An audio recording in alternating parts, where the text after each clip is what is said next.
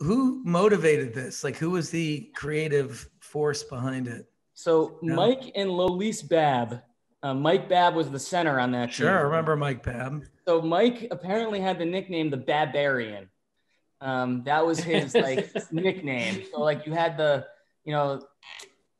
fans in Cleveland. He had his own section that was removed from the dog pound. You had the dog pound, which was just kicking up, and then you had the barbarians, like creatures that dressed up in barbarian gear. And Mike kind of owned that nickname, and that was kind of the beginning of this. So he shot it, or did his wife shoot it? So they had a whole team. They had his wife was kind of in the movie business, but they had a director, they had a stunt coordinator. Here's the real kind of full circle is that the stunt coordinator that they had, it was a martial arts studio in Cleveland. He has also worked on your movies. Really? As a stunt coordinator, yeah. What's He's his not name? like a very low on the totem pole. I talked to him. He told me he hadn't talked to you guys. He never actually ran into you, but he's been in the Avengers world. Oh, really? Oh, that's cool.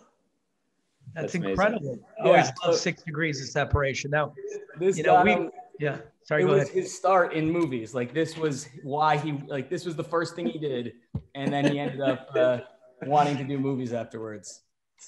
So that's amazing. This was really important to our childhood because we were huge Browns fans, and growing up in Cleveland was like growing up in New Jersey, right? Like it was a universally made fun of town that had a lot of hard knocks especially in the mid to late 70s. So Bernie Kosar brought hope to the city, and the '86 Browns, and this was a special year, and it looks like we have a special film to go along with that year.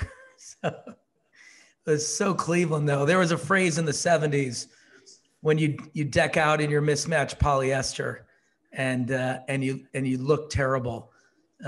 People would say you look full Cleveland. This is a full Cleveland video.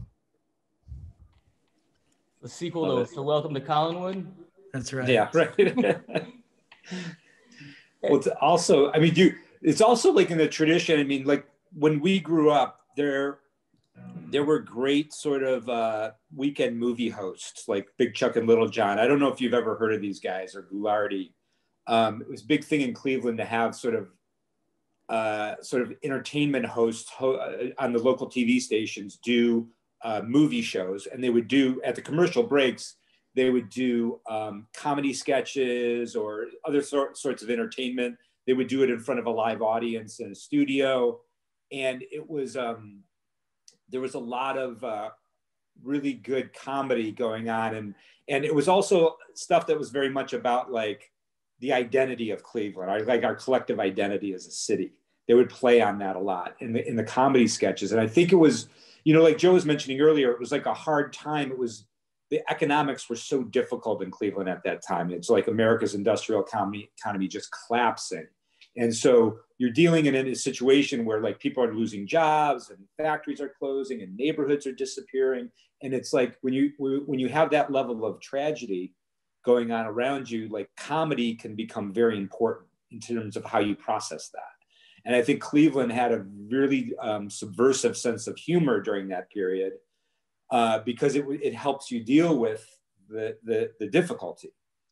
And these comedy shows like Big Chuck and Little John just did an amazing job with it. And it was very cathartic for people to watch. And I think this movie is very much like an extension of that sensibility, that sort of thing where you're trying to like sort of encapsulate sort of like your passion for something, for a place and for a people, and that, while at the same time you're doing it like a little tongue in cheek.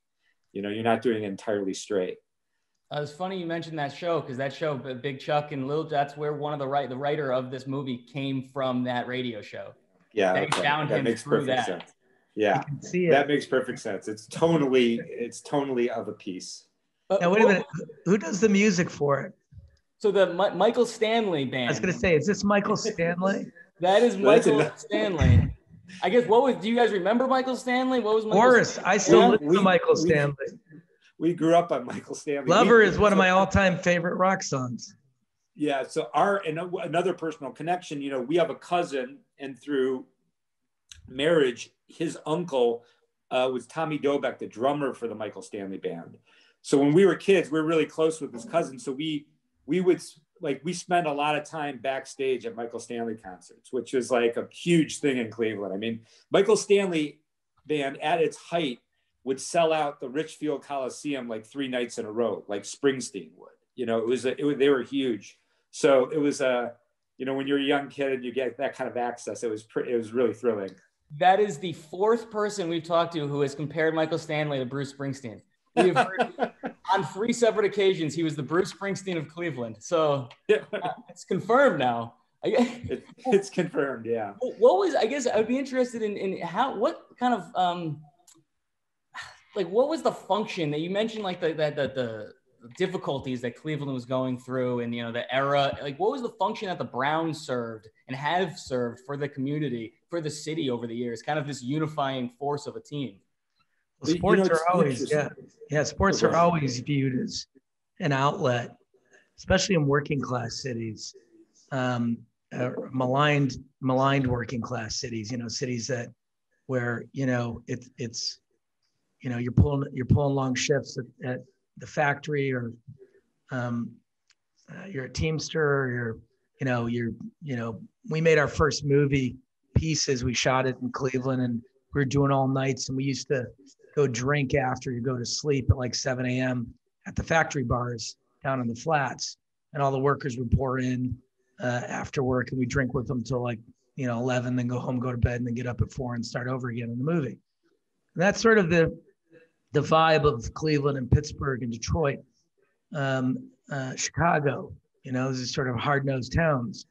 I think the Browns were always perceived as a reflection of the way that people felt. You know, it was a hard-nosed football team. It would fight for every inch that it got. It never felt entitled.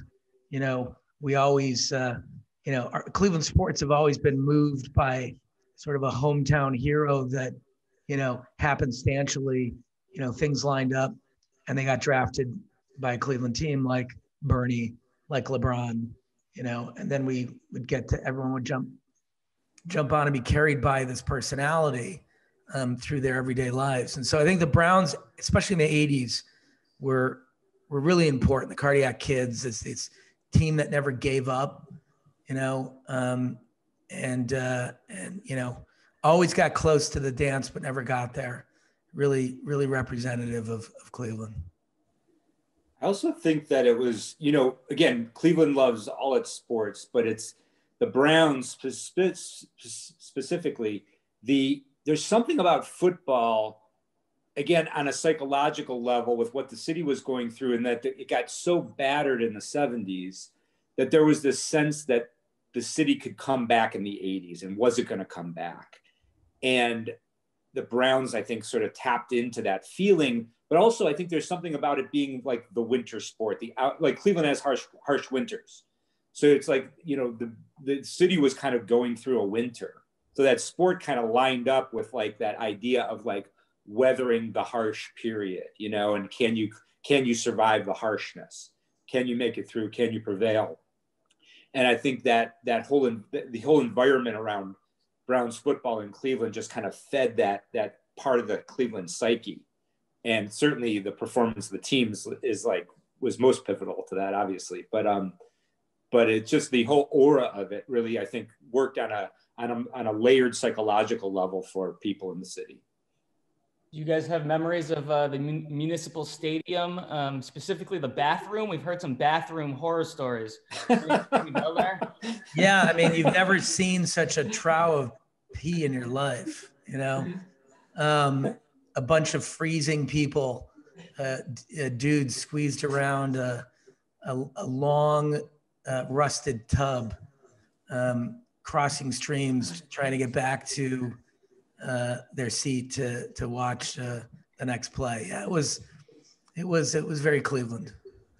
I'd say this though, one of the great things about Municipal Stadium is it was for baseball as opposed to football. Is when we started going to games like on our own, you know, maybe in the very late 80s, we you know, the stadium sat like 72,000 for baseball, which is crazy. It's like the largest, I think it was the largest seating capacity at the time. So you could get a bleacher seat for $4. So it was like the perfect like high school kid, young adult thing to do. Go to an Indians game for $4 in Municipal Stadium. Hard to beat. It's funny. We had randomly, I just had a bunch of people that seemed to be men in their formative years all brought up that bathroom. So it was a funny thing. It was the things people remember. Thanks for drudging up some good childhood memories. Absolutely. Exactly. So happy you're doing this. Especially the memory of that urinal. Is that what's going to stick with you as we do this, the urinal? Yeah, scarred for that smell. I remember like taking it, like as you would approach it, your steps would start to get shorter and shorter. You know, and you had the sense of dread. Remember, you'd have to push your way in to get in there. And if you didn't, someone else would push their way in, and you'd be standing there for 10 minutes. There's a whole generation of Cleveland men that are, have had their lives, the trajectory of their lives changed because of this. Changed because of that. I'll tell you this too. I remember, they were very long, and there was always one side that was like lower than the other. So there was like a tilt to the stop. It was physics to it. And by the way, you could leave in the middle of a Browns drive, run to the restroom really quickly, and actually get the trough to like yourself or one or two other people. But if it was post a Browns drive or at halftime, forget it. It was just a march of bodies at halftime. No, but with this that is a beer drinking city. I was saying though, with the tilt, that was unintentional. Like there was one side where as it would fill up, there was one side where it was going to start spilling from first. So you always had to get down to the other side. Exactly how you wanted to end your podcast, wasn't it?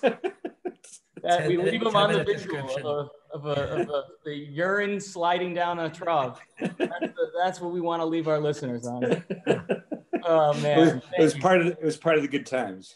Well, that's what it seems like. It seems like this new stadium, it doesn't have that, but it's everyone seems to lament, pine for the old days of that. So I don't know, but hopefully, I'm hoping that maybe this podcast comes out and then next year's team will recreate this video. We got Jarvis and Odell and Baker and these guys doing this, maybe with some more production quality. That's it. Yeah, throw that down. Throw that challenge down to them. That's amazing. The amount of agents you'd have to go through to get there is incredible. You better start now. Oh man. All right. Thank you guys so much. Thank you.